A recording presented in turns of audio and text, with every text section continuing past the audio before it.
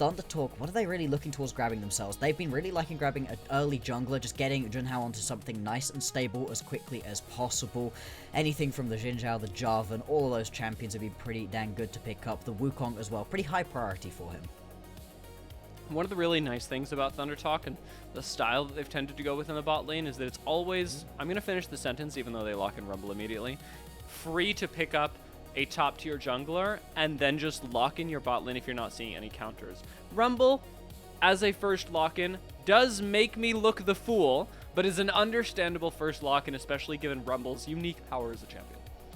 Yeah, exactly. This champion really does give you just quite a lot of flexibility, a lot of early game power to be able to play around. We'll see what the lane matchup is going to be as the Vi locked in right here for LGD. Now, we've been seeing the Vi paired up alongside the Ahri quite a lot recently. It's something that Tangyuan has played a little bit of, played more of it during the regular season than he has during these playoffs. But you do really just want the Vi to have something to play around, whether that be a push and roam style champion in the mid lane or a very aggressive bot lane for Shaoye and YCX. It has to have a lane to play around, otherwise the Vi begins to fall behind and just really can't get anything going. The Sion would not be that lane to potentially play around, but it does set you up for some pretty nice team fighting later on.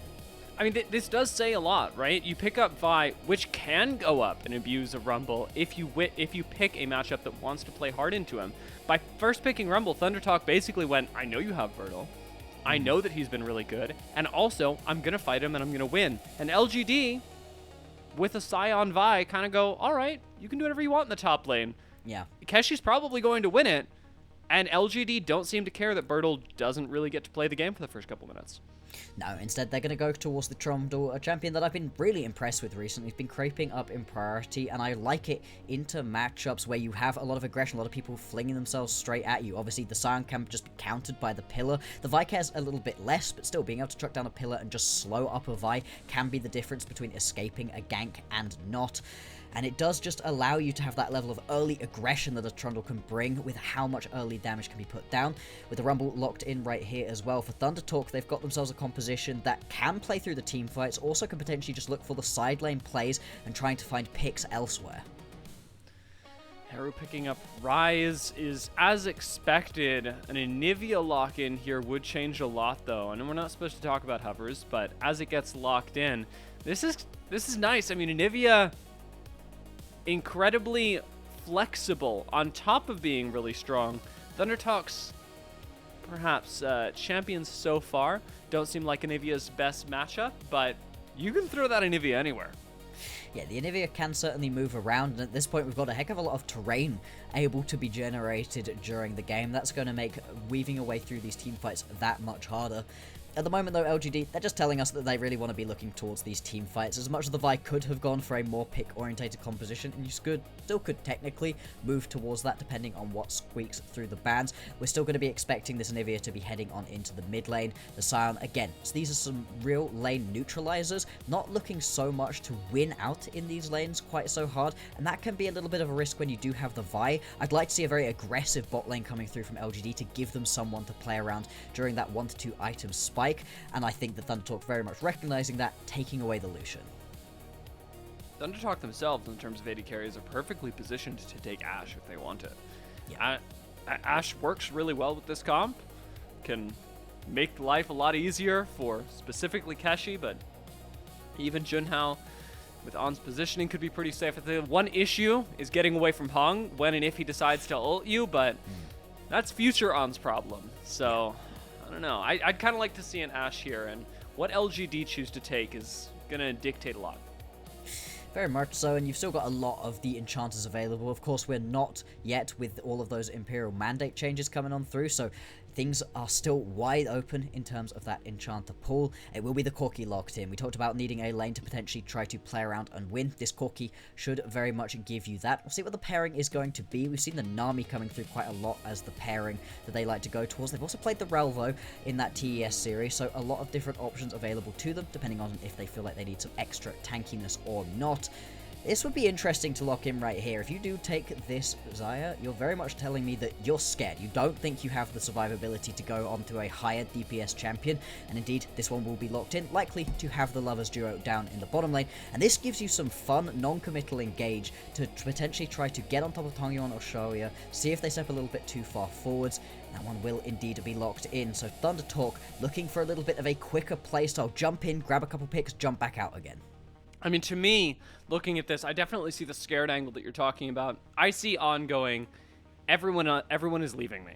I'm getting people throwing themselves into the front line, and I'm going to be left behind. You have to imagine that, especially given the picks that On goes for, this is something that he's aware of and actively picking around, as opposed to a lack of trust, which is the other way that you can throw that point, right? You can go, On doesn't trust his team, or you can go, On knows that his team isn't going to be peeling for him, and he is still going to provide a lot of utility, but it's not enabling utility for the rest of his team. It is more of, hey, this guy tried to dive on me, and now he's stuck here.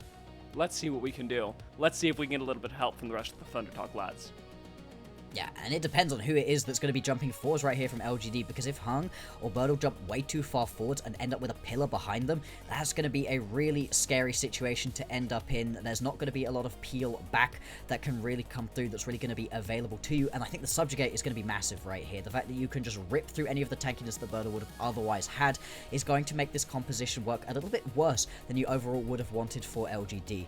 Both of these comps have high potential for picks as well, and so whoever's pushing through on the side lanes needs to be very careful not to over-aggress, because getting caught out on the side lanes is going to be a real option in this game.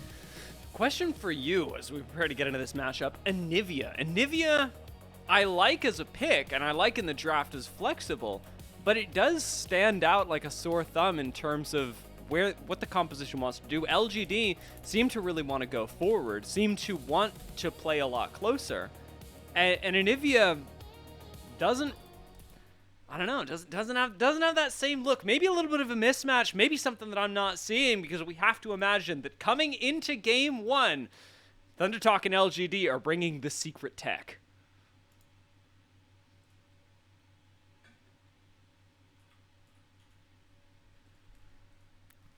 Do we get gyros? Yeah. We're doing it.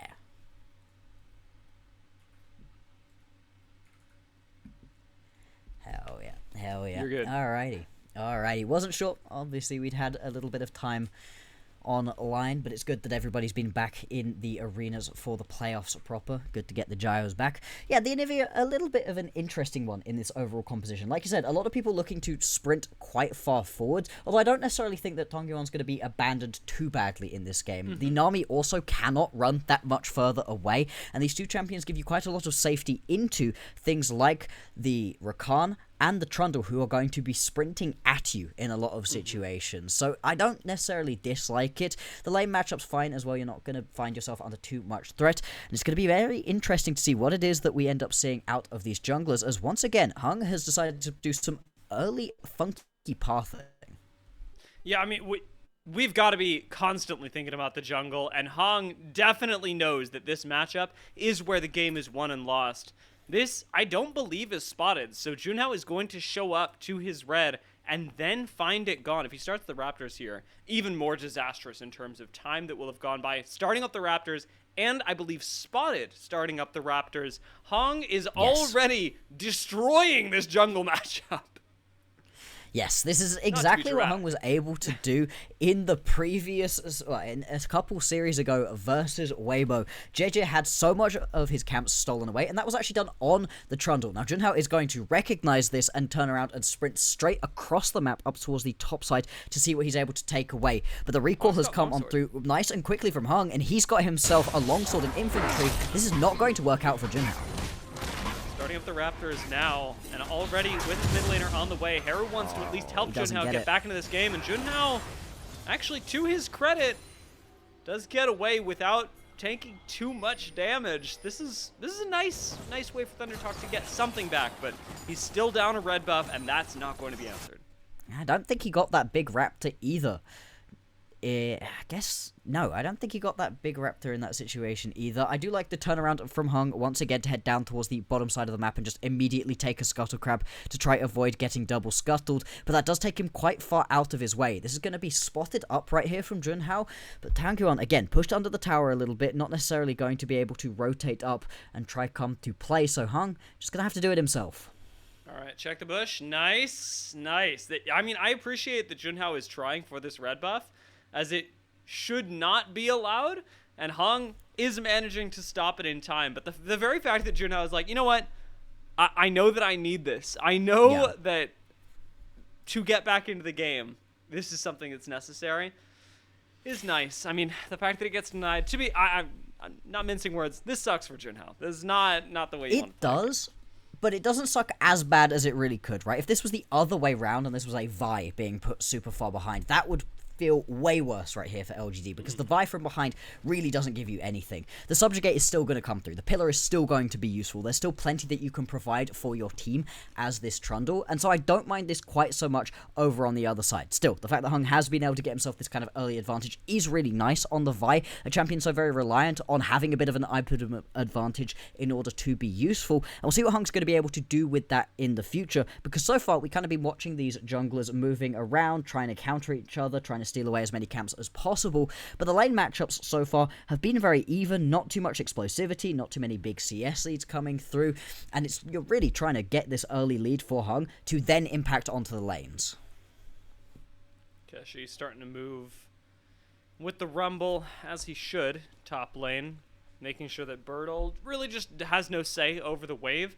As it goes later into the game, and even now I would say Burdol not really under threat of dying. Sion is such a stalwart pick to grab in whatever lane you choose to have him in, that Burdol dying is not my concern. It's what Burdol can do later on. Junhao and Heng, again, having the game come down to them as Junhao walks into the jungle and starts a fight with Heng, gets one small raptor, and that's it. Yeah, I mean, he's still level 4 at this point, right? Although, Tangyuan? Tong's got egg, so I think he'll be alright, especially with Heng here. It's not like Heru can do too much. Instead, Junhao will be the one to defensively burn Flash, and Tangyuan burns his free revive, but it's free. I mean, I guess, but I personally would have wanted that still up and available, especially at the point at which Heru is going to be ticking over to that level 6. Junhao still quite far down in terms of what he was really able to get doing, and like you said, the Flash going away from this Trundle is pretty nice overall. Currently, a little bit of a scrap with his Krugs, and you can see just how far behind this Trundle has been put. Heng potentially looking to also start up the Drake. Has got a bit of pressure down in the bottom side of the map, and with both of the mid laners resetting, thinks that he has a potential angle to pick this one up. I tend to agree with Junhao heading back to base. This should be a free enough early dragon, and this is exactly what LGD did to Weibo in that game they were able to win. Game number 2 of that play-in series. Win through the early jungle pathing. Don't necessarily get a bunch of kills out of it, but get yourself a CS lead, get the early map pressure through, and turn that into these standing objectives. And I'm going to give us another 6 minutes. We're 6.5 minutes into this game as the first dragon gets picked up. By 12 minutes, I would really like to see Junhao, if ThunderTalk are going to win this game, have gotten back into it in some way. Be that through topside objectives, be that through making plays for gold while Heng goes for objectives. I don't care which it is. But, as we said before the draft, before these games even started, if Junhao is even or behind, it is a problem, and right now, he is behind. Yeah, not being in a head position is exactly what has been ruining things for ThunderTalk, and so let's see what he can do to really get back into this game. We've got a little while until the next set of grubs are going to be spawning, and grubs have been something that LGD have absolutely loved to prioritize. They were all over them, they tried to be all over them in their earlier playoff series as well. Not quite able to because of how much they were losing during the early laning phase, but I think LGD once again going to be looking to prioritize onto this objective as Heng heads back to base. Level 6s now ticked for almost everyone, on just a little bit slow to grabbing his, but with these level 6s coming on through, the early skirmishing power of ThunderTalk is looking pretty strong. Heng really going to be the only one to counter that this early in the game. With Heru now having access to Realm Warp as well, I do wonder what sorts of plays we can see come out of that. LGD just now making the defensive play, knowing that they have their jungler ahead for now, just want to maintain the lead, don't feel the need to stretch it too much, while bot lane, we're already skirmishing with an exhaust dropped on actually pretty low, and Shaoye could very easily continue this, even as the missile barrage does go wide for a second. Shaoye is certainly bringing damage to the bot lane, and fair enough, that's why you dropped Gorky Nami. Oh, Tangyuan, remember, he's got no egg! No egg! Caught in the middle of nowhere, actually gets a flash from his jungler to help out. Heng is going to pick up first blood, and Tangyuan will fall for it, but here comes Burdol, and LGD having picked up first blood, want to go for a little bit more, but Keshi's got the damage to take out Heng, and he will do so with a slap across the face. ThunderTalk go up 2-1. That's crazy right there. Oh, hang on, bot lane. Whoa! In the bot lane, we're not done cooking? Okay, we're done cooking. Surely we're done cooking. Stop cooking. Shaoye does not know. Shaoye doesn't know how to go backwards. That's gonna work out all right for him. I mean, 2-1 in the top lane. Not what LGD wanted to happen. No, absolutely not. And I'm really surprised right there that Keshi was able to rotate over into a better position, despite the fact that he doesn't have access to a heavy global ultimate like Burdol does. But Burdol arrives, kind of just doesn't do anything, and now potentially could be under threat once again without the ulti. Has flash, gonna burn it, and with just enough shielding available to him to get away. Also gonna draw the teleport up towards the top lane right here from Feather. They're really heavily indexing in towards getting these grubs. Yeah, I mean, the nice thing is, you know, you don't just make sure that your top laner is safe, you also get yourself a little bonus objective, which is gonna be pretty sweet. Having the 2 extra Void Grubs picked up here after we saw Heng flash away from them to save his mid laner. So Heng's got the first one. Junhao's going to be able to pick up the other 2. And largely, we can call that a pretty even objective. Slight advantage to ThunderTalk here, but it's really the 2 kills that's making the difference. And notice that those 2 kills have gone onto their solo laners, Keshi and Heru, who, while good players, have not defined this team. This series is going to be, or rather this game, is going to be the moment that they now must do so. They've got the most autonomy in it in order to make plays like that happen again. And with the little bit of an early kill coming on through, that is going to be first item completed right here for Keshi. That early Leandri is going to do some pretty good work, not necessarily just into the Sion matchup, but when you get involved elsewhere, dropping the equalizer onto the heads of the opponent's squad. 50 seconds now until the next Drake is going to be spawning. And right now, with a push coming on through in the mid lane, ThunderTalk rotating members over, potentially going to look for a pick back onto Tangyuan though. Burdol has hit the item breakpoint, where with double magic resist components, he's just able to face tank Keshi, and top lane is going to become a whole lot of nothing for Burdol and Keshi both. Small advantage for Keshi so far, but it really does become more about what you're able to do in the team fights than anything else. And the team fights that, as you say, may very well be soon coming up on us. With no teleports from the top laners, it'll take a while for them to come down to bot lane, but having Heng up in top lane certainly helps the cause. Knockup is going to come through, make it 2 and 3 with Heng expending the Assault and Battery, and we have picked up yet another kill for LGD. And that is going to be on the side lanes. As we talked about, the side lanes could potentially be really impactful for both of these teams. Their map rotation's not necessarily been the cleanest overall, although I think LGD have been looking slightly better at it. And catching Keshi out before this objective spawns isn't necessarily going to change anything too much. He's still going to get back onto the map, could still potentially run down towards the bottom lane if ThunderTalk think they need some extra members, but that's just going to be a little bit of extra gold for LGD to go and spend as they head back down towards the bottom side of the map. Still, with those resets coming through, they are walking into this objective late, and stepping into the brushes when there's so much CC available to ThunderTalk is going to be risky. Teams are really even right now, though. Even with LGD's advantage, I would still be hesitant about taking this fight. Burdol is going to rocket into the front lines, but sitting inside relative safety, he gets pillared behind, and that is always going to be a problem. Shaoye has stepped forward, exhausted. He is still flanking for the team. ThunderTalk can pick up the dragon. Will they grab anything afterwards? Knockup going to land onto Heru. He gets walled off from the rest of the team. Stunned, bubbled. Heru is not allowed to play League of Legends, and LGD will pick up their first kill of the team fight. ThunderTalk still choosing to continue, but now backing away, realizing this fight is so doomed. Yeah, I mean, the fact that they were still trying to be aggressive despite the fact that they had lost out onto an early member is a little bit crazy here from ThunderTalk. They do at least grab themselves that Drake, stack it back up to 1 apiece, buying themselves a little bit more time to try to get this composition online. But LGD continue to come out on top in this one. They've got to be happy with what's happening so far. Now a potential collapse onto the bot lane of LGD. Feather on and Junhao would really like something, but Feather doesn't really have the CC to make it happen. Suppose the slow is going to be enough, though, as one more chomp to come through for Junhao would secure the kill, and ultimately he'll grab it. Junhao picking up another, ties us up 3-3, 13 minutes into the game. Are we saying now that Junhao is even or ahead? He's maybe even. Maybe Call him even. ahead. We really needed him to be quite far ahead to really have a lot of faith right here in ThunderTalk, and that certainly has not happened so far. Still, he has now got himself that Trinity Force completed, so the Trundle is certainly going to be doing a lot of damage.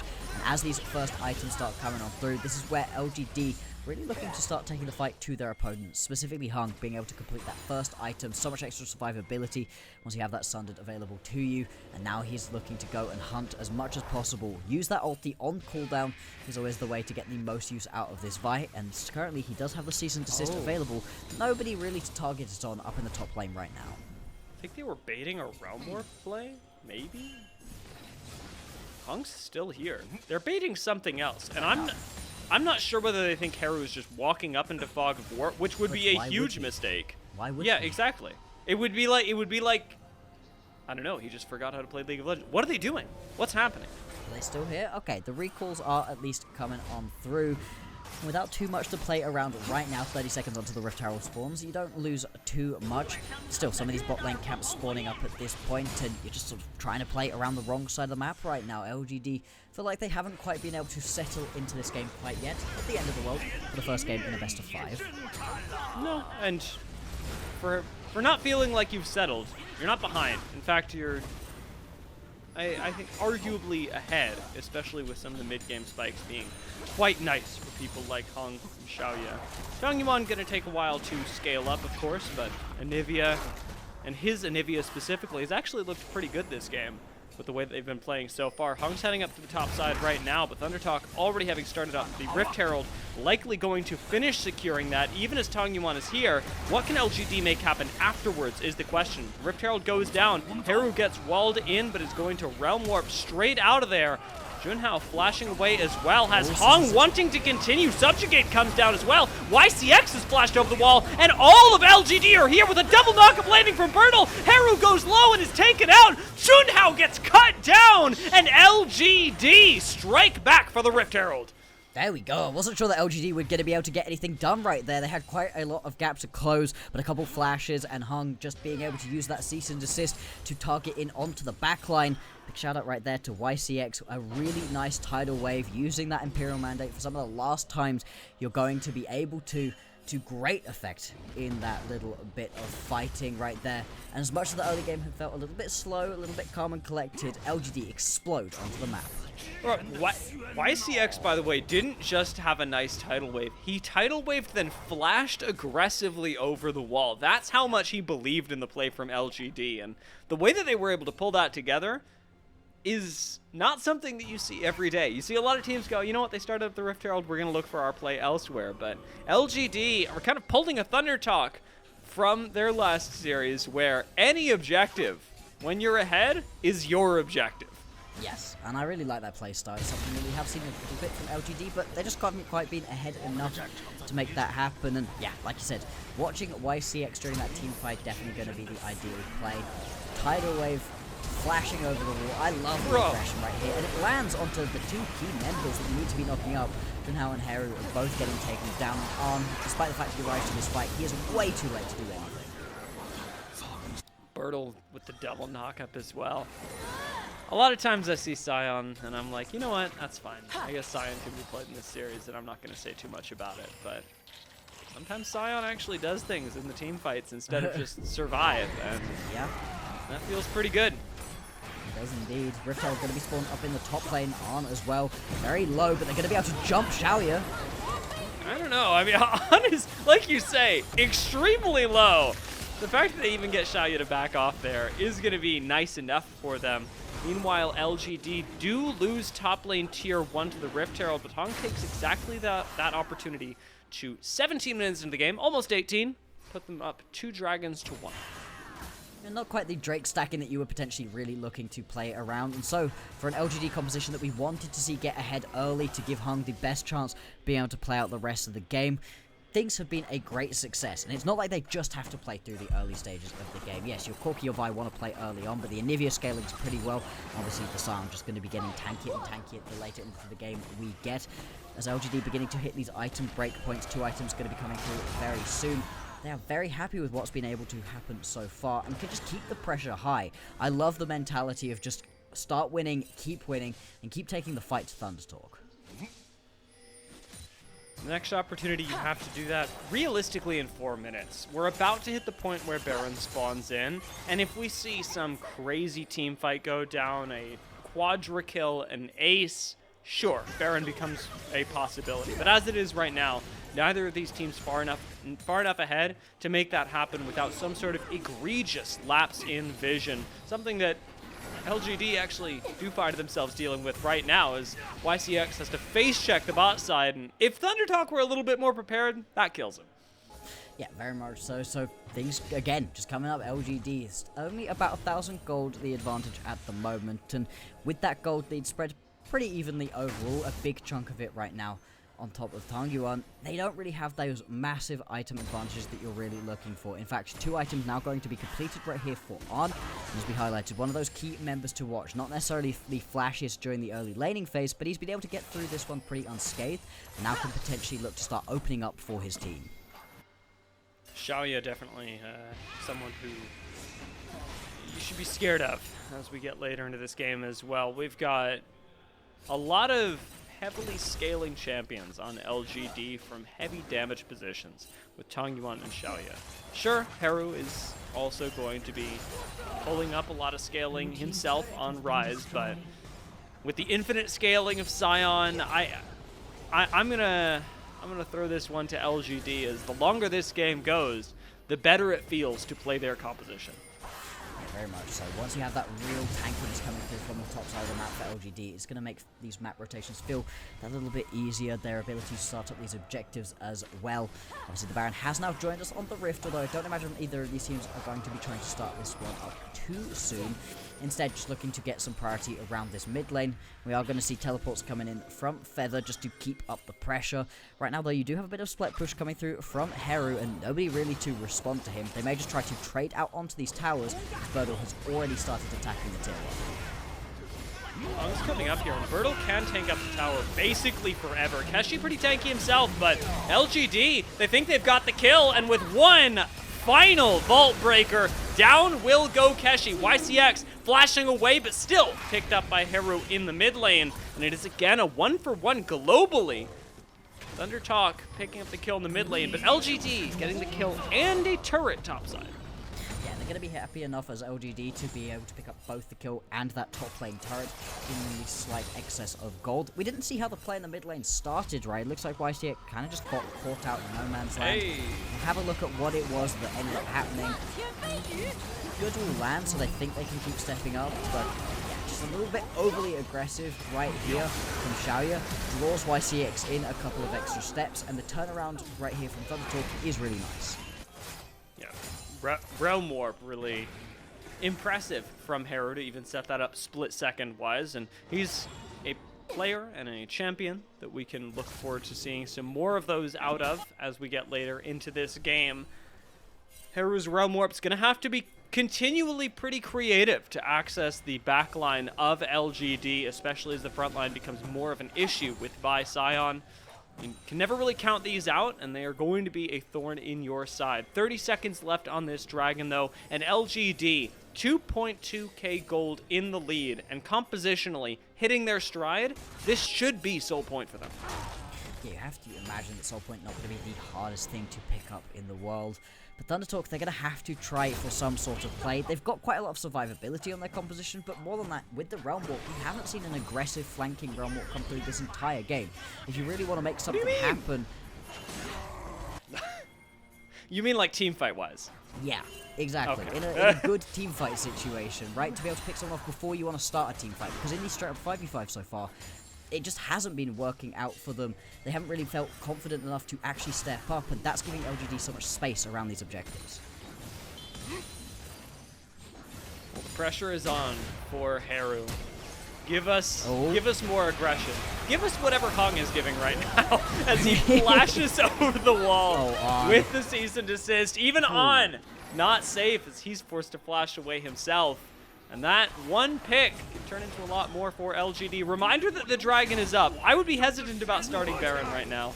But the Scuttle Crab at least going to be a nice pickup for LGD. Tangyuan does have his passive, but not worth the risk. And LGD started the Baron, which might just be their throw. Heru flashes forward to try and pick up Tangyuan, but LGD immediately turn away from the Baron, and Heng is going to pick up the first kill, turning it into a second with Burdol's help. LGD now have a great chance for the Baron. A little bit of anti-synergy there, potentially, as Tangyuan puts down the wall, but immediately Burdol runs straight into, but not going to matter in the end.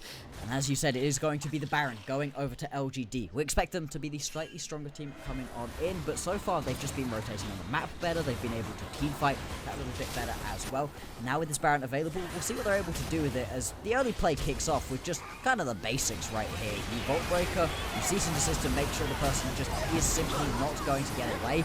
And then these walls have been really nice. I think this is something we should really very much be focusing on from Tangyuan, is how good he has been with these walls. Other than this one, which is again a little bit of anti-synergy potentially, as it stops Burdol from being able to get the big flank off, but it still cuts the retreats off from the ThunderTalk members and stop them from being able to get away from all this damage. Remember when you talked about aggressive realm warps from Heru? Would have liked to have seen that then. Saw aggression, but not the backline access. And we're not seeing that in this play either, as once again, Keshi is cyber-bullied by Heng. Whenever Heng is on the same screen as Keshi, and Keshi is alone, there is one thing that's happening, and it may not be workplace safe. No, it is happening again and again and again, and it's interesting with the Rumble having been picked up quite so early on in the draft for ThunderTalk. They really wanted to be playing around this pickup, but it hasn't been able to play through the laning phase. Now, the base will be likely in the sights of LGD as more and more of these towers crumbling. Nearly 6,000 gold in the advantage, and you can see it's spread pretty evenly, reflecting in just having an item advantage pretty much across the entire board. What are the comeback conditions for ThunderTalk? That's what I'm thinking to myself right now. Good scaling on LGD, and they're ahead. They've got Baron. They've got Soul coming up soon. What is a winning fight? What does a winning game state even look like for ThunderTalk? Or do LGD have to throw? I think it is going to have to be a little bit of a throw right here from LGD, barring some sort of miracle play, potentially, from Junhao to find a big pillar to split up a team fight. Maybe Feather gets a miracle engage right here. ThunderTalk certainly looking for it, but aren't going to find anything. Even the equalizer was beautiful. It was gorgeous, but it wasn't enough. And not a lot is going to be at this stage in the game. As you said, LGD needed to throw a little bit in order for ThunderTalk to find a win. And in that particular fight, they didn't. LGD were positioning very responsibly, and now, as a reward for positioning responsibly, they get the cookie of walking into the base. Indeed they do, pushing up nice and easily right here. Teleports coming back in from members to spend a little bit of gold to get themselves a bit of health back, because it looks like LGD, they want to end this game fast. Is this the cookie of game winning? It just might be. Burdol does get interrupted on his knockup, so On at least gets to live. Heng goes into the base, though, and that might just be the throw. Not the game-turning one. The one that lets ThunderTalk defend their base. We'll see what Tangyuan has to say about that as he almost takes out Feather. And ThunderTalk, despite losing their jungler, are not dissuaded. They want to go for the end of this game, playing a clean front to back. Shaoye flashes away from the engage, survives Heru's bursts, only to be taken out by the overload at the end. And LGD continue walking into the fountain, picking up a triple kill for Tangyuan, and finally, mercifully ending the game. Say finally right here, dear, but that is just a 27-minute game, an incredibly fast one for how quick we have come to expect games in this current patch to be. LGD kind of just dismantling what it was that ThunderTalk wanted to do, and I'm so very glad that we spent some time earlier on in the series highlighting what it was that Heng was able to do to JJ. JJ, don't worry about it. The exact same thing is happening right here to Junhao. The early pathing out of Heng, getting involved in his opponent's jungle, just putting them off kilter and allowing LGD so much space to play around in the early game. Yeah, I mean, I love being right, and I also, you know, when it comes to the end of these games, I'm like, well, I mean, we actually did set this up pretty responsibly. When Heng is able to get aggressive, as he loves to do, it can cause some serious problems for ThunderTalk. And thinking about the draft for this, we had talked about finding winning lanes for ThunderTalk, and we actually saw a Rumble be picked up really early. Round 1, Yeah. we grabbed Rumble. On paper, that looks really good for ThunderTalk. The Rise in the mid lane had decent push. Where did this actually go wrong for ThunderTalk in a way that they can correct? Or is this just a Heng gap that Junhao somehow has to overcome by himself? I think it might be a Heng gap, but that doesn't necessarily mean that Junhao has to overcome it by himself. If you've got heavier winning lanes that you can play around, then that's something that's going to be a lot easier to do. In this lane matchup, right, your Rumble might be able to push in a Scion, but the Scion doesn't care. Burdol's going to be absolutely fine. Same kind of thing in the mid lane. Maybe you can get a bit of push going on as the Rise in situations back and forth, but for the most part, Tangyuan, again, just going to be chilling. Even though he lost the egg early, still really didn't cost him for the most part. And your bot lane, again, never really going to be winning. So for ThunderTalk, some early winning lanes, at least one of them to potentially be trying to really play around, will give you something to latch onto as Junhao, because otherwise you don't have any winning lanes and you're playing into Heng. You know he's just going to live in your jungle the entire game. Yeah, at least what is that called? What's it called when rich people put their money in a lot of places? Diversification of assets. That's what I'm thinking of for ThunderTalk, right? You get yourself a lane that you can invest into, as well as hopefully a jungle matchup that goes well for you. That way, you're doing two things at once. Heng definitely had a lot of opportunities for that, even managed to make a lane that should have been nothing into something, constantly going top lane and helping Burdol out with Keshi, and as we talked about, really seemed to dislike Keshi a lot that game. Not IRL, but in that game, he knew what his job was. Yeah. Yeah, very much so, and this is the other worry I have for ThunderTalk. It's not just the fact that Heng was able to get into Junhao's jungle and wreak havoc throughout the early stages of the game, but also the fact that none of these solo lanes are winning as we were expecting them to, right? We weren't expecting ThunderTalk's lanes to win, but if you did have a winning lane, maybe that could be something to play around. Instead, it's still LGD able to come out on top in the majority of places, and that's really worrying. If you don't have winning lanes, if you don't have a winning jungle matchup, I mean, at that point, what do you have has to be the next question to be asked. There were a couple interesting moments out of Keshi and Arn, right? They were able to deal some damage during the team fights, but clearly nothing to bat an eye at for the LGD members. LGD never really felt uncomfortable in this game. No. They looked quite at ease. Tangyuan actually a great example of that. On the Anivia, just sat back, relaxed, and did a whole truckload of damage. When we think about MVPs for this game, Tangyuan statistically has a good argument. I'm still thinking Heng. Yeah. I agree. I think a dark horse could potentially be YCX. He had a really overall solid game right here on the Nami. A couple of those waves were critical to being able to find success. But I do kind of agree that it is Heng, because as much as Tangyuan is able to play well, and he did have a lot of really interesting walls throughout the game, able to deal a lot of damage with that ulti, it wasn't really set up by him. It's set up by Heng and what he was able to do during the early laning phase. If he's not able to counter jungle as effectively as he is into Junhao, then Tangyuan isn't unlocked in the same way. Junhao tried to take that realm warp. I didn't even notice when we were in live, but sorry. Getting distracted by the highlights and thinking about the ways that ThunderTalk tried to play some of these fights.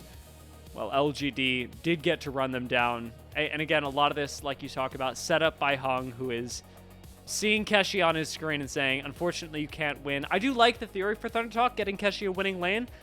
Yeah. What I would hope that we get in Game 2 is a continuation of that, because this is a best of 5, and they can't pick Scion every time, but there are other winning top laners that you can pick. Yeah. And I'd like to see Keshi do that. I mean, the top lane pool at the moment has sort of collapsed back down in on itself again. It had felt like it was going to be very wide open there, and there are a couple of interesting picks, right? I mean, dang, ThunderTalk ended up playing the Fiora in their most recent game that they had versus JDG. I mean, it went horribly for them, right? It didn't help in any real way, but they have been trying for some diversity. For the most part, though, these kind of tankier top laners have been taking over the meta, but if you've got any other counters to them coming through, maybe we could see something like the Gwen or the Vayne that's been popping up occasionally to just really try to take it to your opponent. opponents and fight, because you have to have a winning lane right here for Junhao. We're going to keep repeating it, but Arn and Feather aren't winning lane merchants. That's not their thing to be really playing around, so you have to look to one of these solo lanes to do it. Tangyuan seems to be really on it. Burdol seems to be really on it. I don't think either of these guys are going to be particularly easy pickings either.